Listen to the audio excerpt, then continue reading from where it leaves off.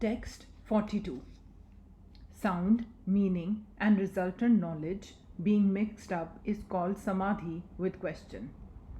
Sound here means vibration, meaning the nerve currents which conduct it, and knowledge, reaction. All the various meditations we've had so far, Patanjali calls Savitarka meditation with question.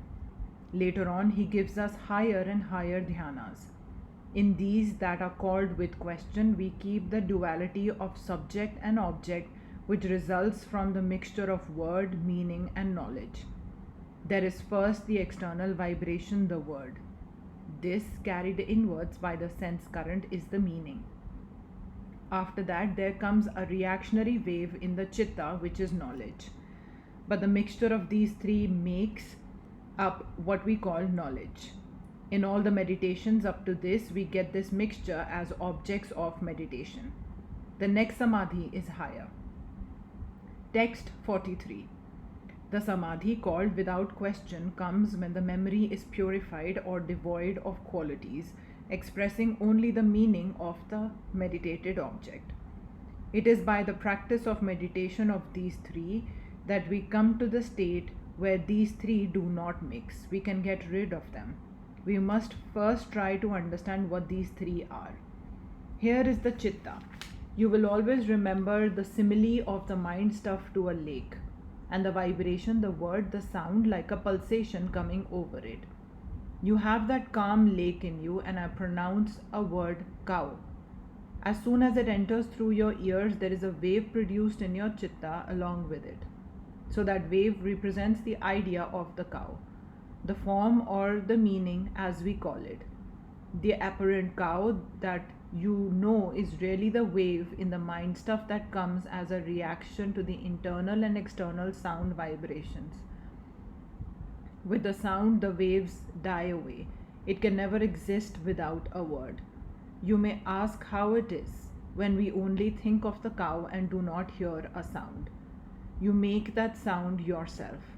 You are saying cow faintly in your mind, and with that comes a wave. There cannot be any wave without this impulse of sound, and when it is not from outside, it is from inside. And when the sound dies, the wave dies. What remains? The result of the reaction, and that is knowledge. These three are so closely combined in our mind that we cannot separate them. When the sound comes, the senses vibrate, and the wave rises in reaction. They follow so closely upon one another that there is no discerning one from the other. When this meditation has been practiced for a long time, memory, the receptacle of all impressions, becomes purified, and we are able clearly to distinguish them from one another. This is called nirvitarka, concentration without question.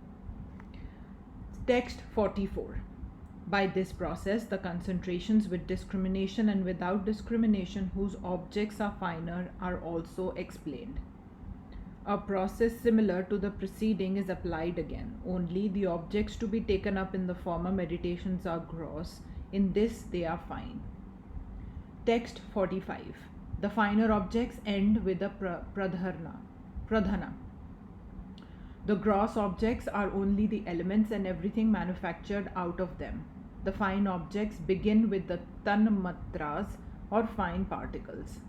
The organs, the mind, egoism, the mind stuff, the cause of all manifestation, the equilibrium state of sattva, rajas and tamas materials called pradhana, chief, prakriti, nature, or avyakta, unmanifest, are all included within the category of fine objects, the purusha, the soul alone being accepted.